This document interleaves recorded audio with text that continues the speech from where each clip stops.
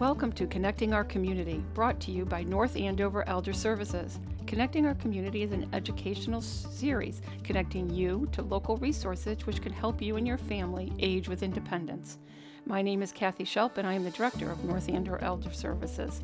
We operate programs and services at the Senior Center, 120 Main Street, right behind Town Hall. Today we're talking about senior housing and the different types of housing.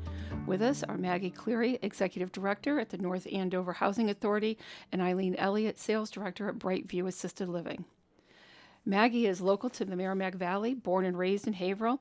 She attended St. Michael's College in Vermont, graduating with a BA in History. She received her graduate certificate in public administration from Southern New Hampshire University and then began her career at the Haverhill Housing Authority as a front desk clerk, then moved on to the Section 8 Housing Choice Voucher Department and eventually promoted to Deputy Director.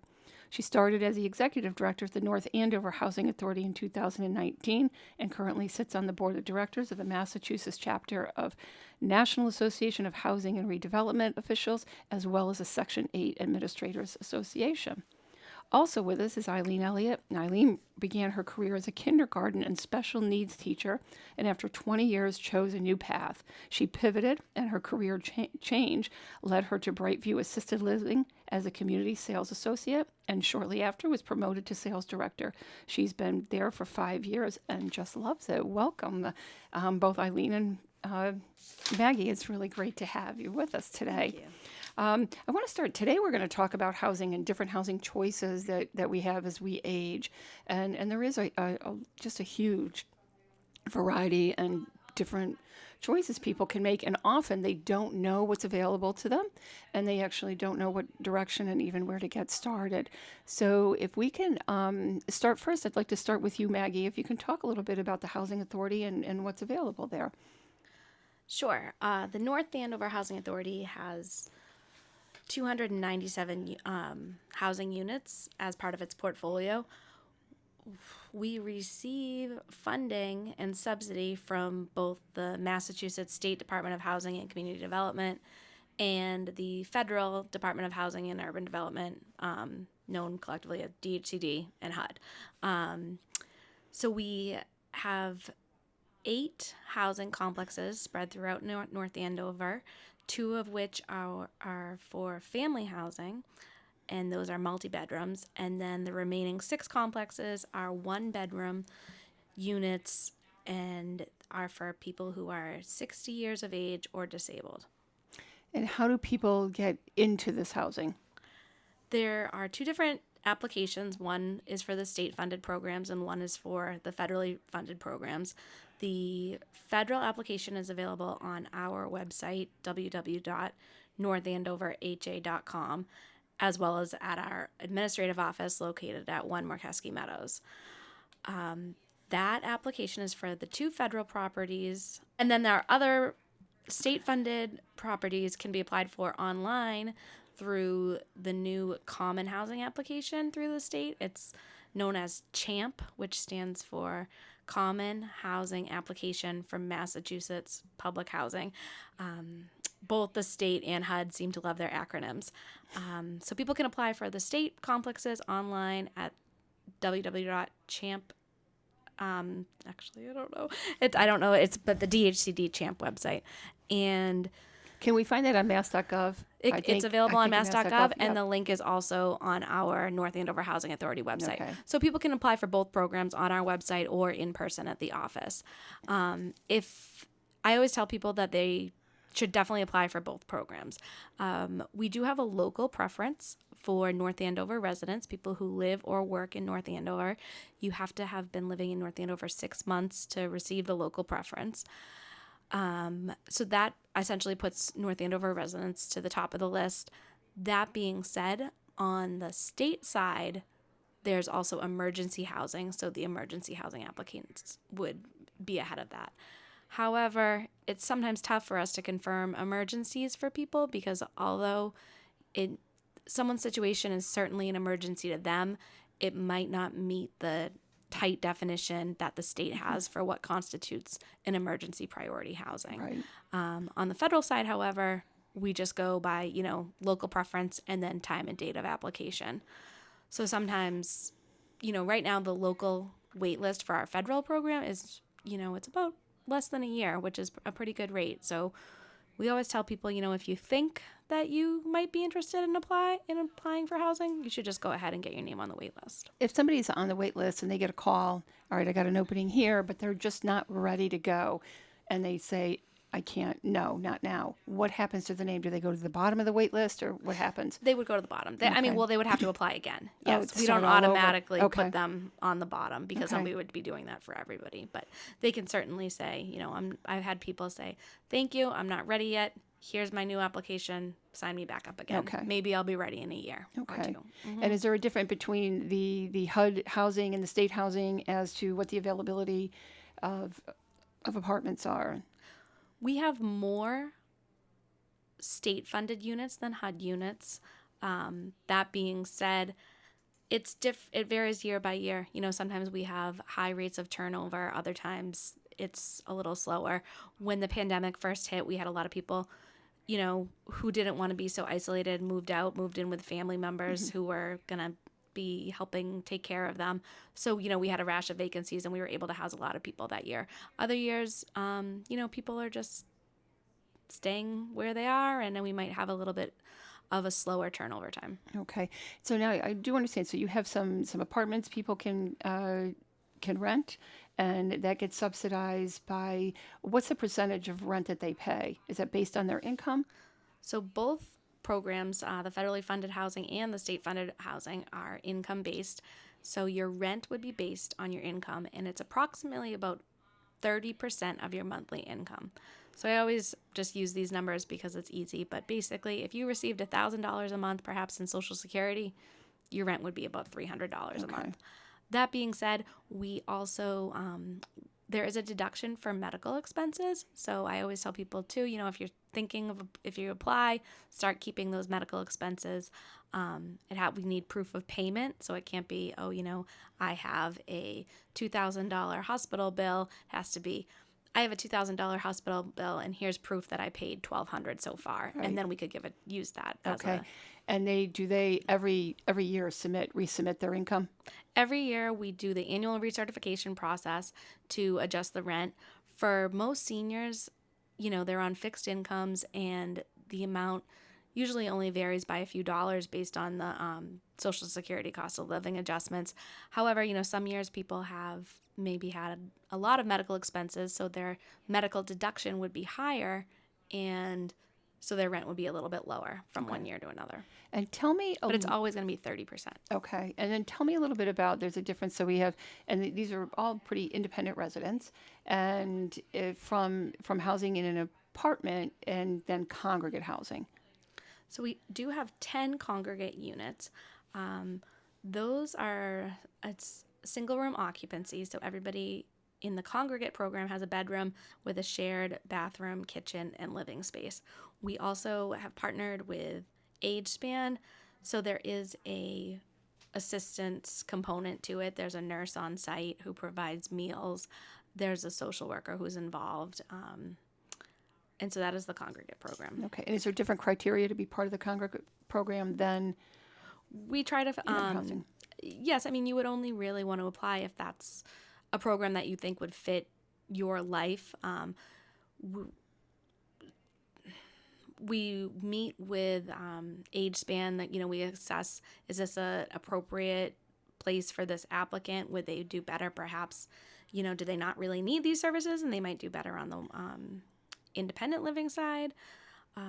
People can, move out and say, this has been great, but I do think I would like my own apartment, and apply for a transfer. We do have that happen sometimes. Okay. So that's possible. They can transfer into yes into housing. Great. And we do have the transfers go the other way too, where someone, might say, this has been great. I've been living on my own, but I do need more help, and I'd be interested in the congregate program. I think it's a great program. I had never been into a congregate building. It was just there last week for a meeting with somebody, and it's a nice way to live. It's just they get a little bit of help, but yet the feeling is that you're still pretty independent, while you're there. It is, and all of our, with the exception of the congregate program, all of our units are, independent living. There's no assistance component. That being said, we do have a resident services coordinator from AgeSpan who, will help us make referrals for our residents to get the services they need to keep them in their apartments. Nice. That's great. That's great. Independent living. That's awesome. Keep them in their homes. Well, thank you so much for that. Eileen, now tell us a little bit. So we have some subsidized housing and available for people in the area, and it sounds like there's a lot of apartments. What kind of waiting list? If I can just back up 1 minute, are there a lot of people on a waiting list? Do you have numbers for that? I mean, on the CHAMP statewide application, we're in the thousands. Yeah. Like, I think almost close to 5,000 people have applied for housing in North Andover.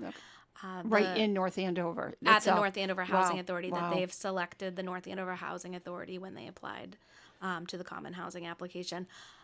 On the federal list is shorter, and it's much shorter if you were a local resident. I think right now we only have about 20 local residents on the list. But the list as a whole has about 150 people.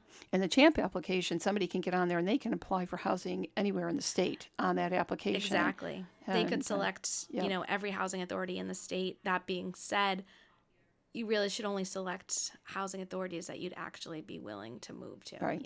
It might not make sense for somebody who lives in Methuen to log in and apply to every housing authority and then, get the call perhaps from Holyoke or Springfield first. Right, and then, right.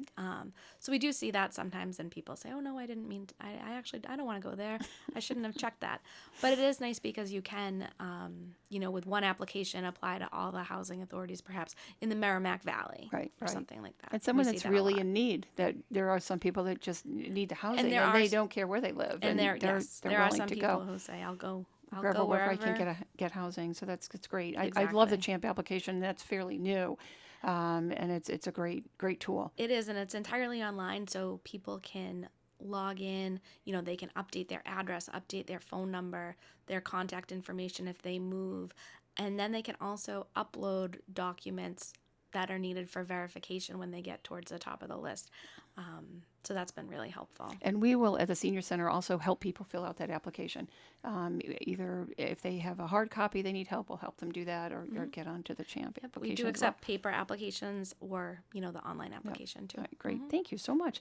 Eileen, okay, now I'm sorry. We'll get back to you. So let's talk a little bit about assisted living and memory care and skilled nursing, independent living. Tell us a little bit about it. Yeah, sure. So at Brightview Senior Living, we're located on 114 in North Andover, where the old Boston Ski Hill was. We offer an active, vibrant lifestyle for seniors who are looking for independent living, assisted living, also memory care. We have independent living, that when someone's truly independent, renting an apartment and can enjoy all the amenities of the community. We also offer assisted living, which is also someone renting an independent living apartment but has access to caregivers and oversight as needed. We also have a neighborhood which is called our Wellspring Village, which is our memory care community, and we have 28 apartments there. They're also remaining independent. It's a vibrant and home-like environment for someone living with dementia. We do have couples that live in different neighborhoods within the community, which is really helpful. We also have people that start off in independent living and they go through the continuum. They're there for years. So we have lots of different equations that happen at Brightview. How we differ from skilled nursing is a higher level of medical care and must be provided by direct supervision of a licensed health professional, such as a nurse or physical therapist, occupational therapist. A lot of times the patient needs higher level of care on a frequent or constant basis due to their medical condition. And a lot of times people may have more resources to help pay for the assisted living component or the nursing home. So, and it's just like the how we pay for this is a whole nother program, and how we pay for long-term care. But so the one thing I did between my job changes from upstate New York, when I moved to New England, I worked for a year in assisted living and really got to see a lot, got to learn a lot. And I think the one of the pieces that I walked away with was people are afraid of it. I think they look at assisted living and they stereotype it, or they have this visual of what they think it is, and it's not. It's really almost like, I always compare it to dormitory living, because you have your own apartment, you go in and have your own apartment, and then you can come out of your apartment, and there's just all kinds of. Tell me about some of the socialization that goes on in an assisted living facility. Yes, well, I agree with you. People, a family will come to visit and say, I can't get my mom to come visit Brightview or an assisted living community because she thinks it's a nursing home. Yep. So I'll always recommend that you bring them to me and they can see this beautiful, I call it a cruise. It's like being on a cruise ship. Lots of amenities at Brightview. We have lots of entertainment weekly. We offer a movie theater. We have matinees during the day, and we have evening movies as well. We have exercise classes a couple a day, and we have support groups, and also a fitness center, along with a hair salon and nail salon, just to name a few. And people can come and go as they like. There are people that live in the assisted living that have their own cars that can come and go. It's their apartment that they're renting, and that just so happens to have somebody that's going to do your laundry and clean your apartment and cook your meals. Yes, what could be wrong with that? Provide the 3 meals a day and dessert. And it's restaurant style. Talk a little bit about the in an assisted living, the dining experience. Sure. So it's just like a restaurant. You'll enter and sit wherever you'd like. A lot of people make friends and like to sit with the same group. And then we have servers that offer you a menu and tell you what's on the menu if you need assistance. And then you just order off the menu and they deliver your lunch to you or your dinner. And then they just clean up after you and get your dessert either for you there or to go. Yeah, it's a great model. And then can you let's talk a little bit about memory care? I know you touched on it a little bit, that you can sometimes have a married couple where you may have one of the spouses in independent living or assisted living and one in memory care. How does that work? So it's interesting, but it definitely works. We have a couple of different dynamics. We have some residents that start together in independent living, and then one may need memory care, so we'll transition that person to memory care, spending some time throughout the day before they eventually move in. And then that spouse that's living in independent living can come and go as they please. They can have all of their meals with their loved one in memory care, or they can bring their loved one down to their apartment as much as they'd like. We also we have a pub on the second floor, which is great, and we offer a social hour each day from 3:30 to 4:30 where they can join together, depending upon, doesn't matter what neighborhood you're living in, you could be with your spouse together. So no, it's a great model, and keeping families together, and keeping people just socializing. It can be isolating to stay and live in your home, and while some people choose that and really want to stay in their home, it is a great option for other people. Are you familiar? There's two different models too in assisted living between them. So we're so close to New Hampshire here and Massachusetts. Does Brightview, is that one? I know a lot of assisted livings might have some facilities in New Hampshire as well as Massachusetts. Do you all go in both states? Actually, Brightview, we have 44 Brightviews. They start in Virginia and work up the coast. Okay. We do not have any facilities in New Hampshire. Okay. But we do have 8 here in the New England region. And, because in assisted living, excuse me, and I don't know about going further south, but I do know just from my experience that Massachusetts has a social model, and New Hampshire has a medical model in assisted living. And what happens if I move into assisted living and I need a little bit of extra help? Can you provide me? What kind of assistance do you actually provide? Sure. So our base model starts with 5 hours of care a week, and that you can get help with any of your activities of daily life that you need, or help with your medication management. All of that's part of the assisted living component. Keeping you vibrant and still having purpose to go about your day and live independently. Mm-hmm. So when let's talk about a little bit about what that define that cares of daily activity. Yes, activities of daily life, yeah. Such as bathing, grooming, help dressing, medication management, reminders, cueing. When someone first moves in assisted living, a lot of times they need cueing and reminders. It's time for breakfast. Let's walk down the hall, and I'll bring you to your friends at breakfast. So all of that is part of the care, but the activities of daily life are basically the dressing, grooming, medication management. And what happens in the middle of the night? Are people, so is there someone there, say from 11 o'clock until 7 o'clock in the morning? Is there a third shift? There is a third shift, yes. We have 2 CNAs there overnight, and we do have a 24-hour concierge at the front desk, which is also helpful. That's great. So there's always someone in the building if somebody needs help. How does somebody, if they're in distress, everybody connected? Yes, so we have pendants. We provide pendants for the residents. They can press their pendant, and then they will attend to them right away. And then they'll get some help. So, Yes. so that's awesome. And I'll tell you, those pendants, I'm a big, for people that live alone, there's not even an age thing to that. If you live alone, and especially if you're retired and you live alone, like I always think of, I live alone. If I fell during the night and who would know that I'm there? I wouldn't show up for work. So somebody's going to eventually know that something's happened. But if you're retired and you may not have a schedule that you have to keep, so I think even living in someone's home, those life alerts and those kind of resources and tools are Very great. helpful. Yep. Very helpful. Right. Yep. Very, very helpful. So, well, thank you so much, ladies. I think this has been great. So we know we have different kinds of options, as we age, where we're going to live, as well as to stay in our home and to get some care in our home as well. Thank you all for joining us today.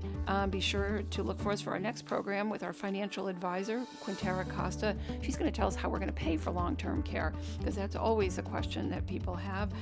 This has been brought to you by the North Andover Elder Services, connecting our community through service, experience, and advocacy.